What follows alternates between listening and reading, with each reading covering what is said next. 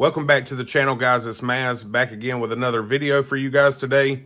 Today, we have ourselves a brand new airbrush. So I already have a couple airbrushes. I think this will cover any gaps in ability of the other airbrushes I have. I started with a cheap Posh airbrush. It's an H series airbrush. It's a great single action airbrush. If you're just getting into it, I think it's about a $50 airbrush. It is a bottom fed airbrush, siphon feed. And then I have an Iwata Eclipse HPCS. And I'm not going to get into all the details today on all those. I may break them out for another video and do an overview of all three and kind of give you an idea of what my thoughts are for the uses of each one of them. I know that sounds crazy. You would think you'd be able to get an airbrush and do basically everything with it.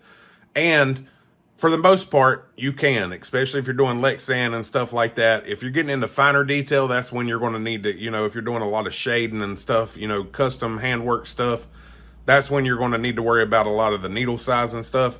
But if you stick around a 0.5 needle, that's pretty much me good to shoot your Createx, your Proline paints, your Spastics, your lacquer-based, water-based stuff. Pretty much all your Lexan and hard body stuff will come out of a 0.5, because with all those paints you also have mixing and reducing and all that stuff. So this one, the reason I wanted to get a 0.5 is I needed something for these tint scale bodies, even the Lexan bodies, that I wouldn't have to take all day to spray it with my Iwata. So I like the way the Iwata sprays. It lays down completely flat, sprays beautifully, but it's a 0.3, so it's great for little 24 scale bodies and model cars and stuff like that, which is what I initially bought it for. I've done a lot of those bodies in another video, maybe the comparison video. I'll show you a painted body, how far I take them in the model car side of things that I've done for a long time.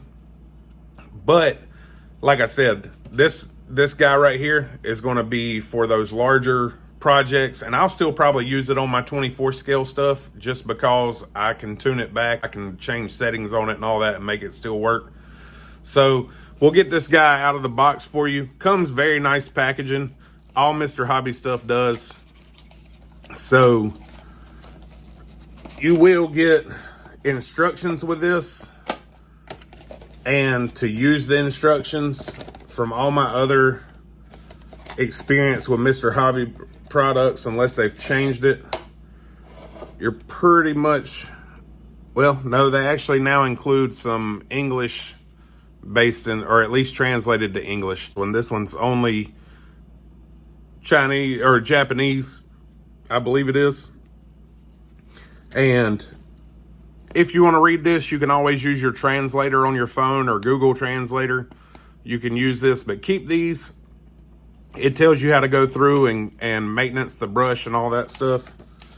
Even though you would think it's in a different language, these days with technology, you can read anything. Google Translator will translate that while you're just scanning over it. And we'll get this out of the way.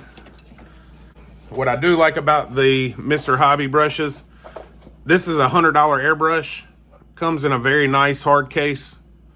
Everything's nice and separated in a, looks like a water jetted foam insert.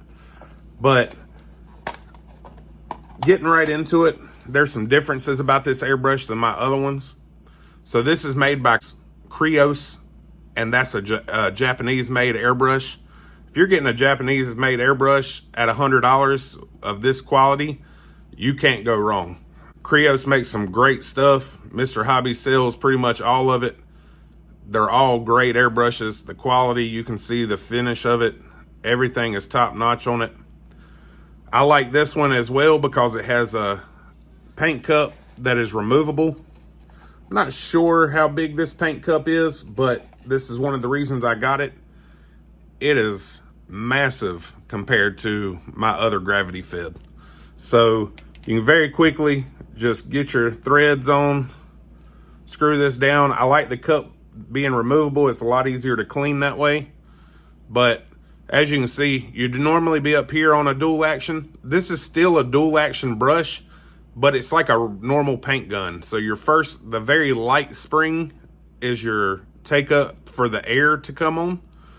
And then once you get to that stopping point, it's got a stiffer spring, and that second pull is paint. So as you pull back farther, more paint comes out. There's also a stop on the back here. So if we screw this in, we screw it in, we take up our first, and then we can't even pull it back. Once you bottom it out, that's going to stop it, and it's only going to spray air. As you bring it back out, you get to the stopping point, you can pull back a little bit, you screw it back more, get to the first spring, pull back, it'll come back way farther. So as you can see, my hand doesn't really have anything to grab onto here.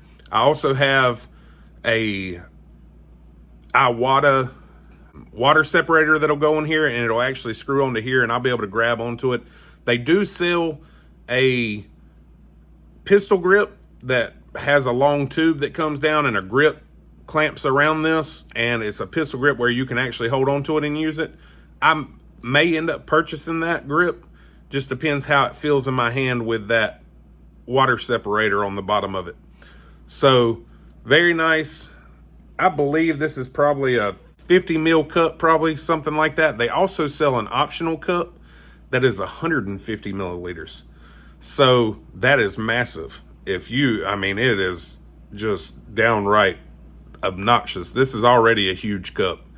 I like this though, because even spraying my 24th bodies with the Iwata, I have to top the paint off over and over. This one, I won't have to do that. It comes with a hose. This hose is really more set up for you to use based off of the little canned air.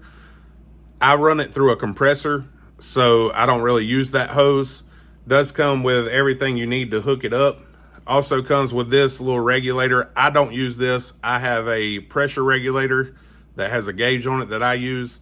Comes with your wrench, and this is also a second optional cap for the end. So another huge difference with this. So usually what you get is going to be this tip. So just a plain round hole. It's going to shoot a round pattern. Gotti is going to shoot a round pattern. The nice thing about this gun, and why I really wanted it, like I said, for those larger surfaces, this actually comes on it with a fan tip. So this is going to shoot an elliptical Gotti, an elliptical pattern or a fan pattern, like what you see come out of a real deal paint gun. So it is adjustable. You can loosen this collar, you can spin it all around any which way you want.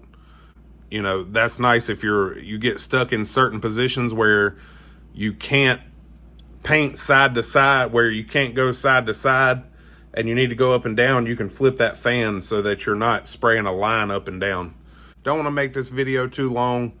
We'll do another video comparing the 3 airbrushes that I own, and then maybe you can make a more educated decision on your first airbrush purchase, or your next airbrush purchase for that matter. Also, I may show you my airbrush setup in another video as well. I have a little spray booth, compressor, all that good stuff. It's really good for 24 scale bodies, not so much the booth for 10 scale bodies, but that's for another video. If you have any questions about this, put it down in the comments. I'll try to answer it to the best of my ability. I'm no expert in this. I learn every day. So you got to keep an open mind to continue learning. If you think you know it all, that's when you stop learning. So as always, guys, appreciate y'all tuning in. As always, guys, I appreciate y'all tuning in. Like and subscribe to the channel. Turn that notification bell on. Tell me a joke down below. And until next time, guys, y'all have a good one.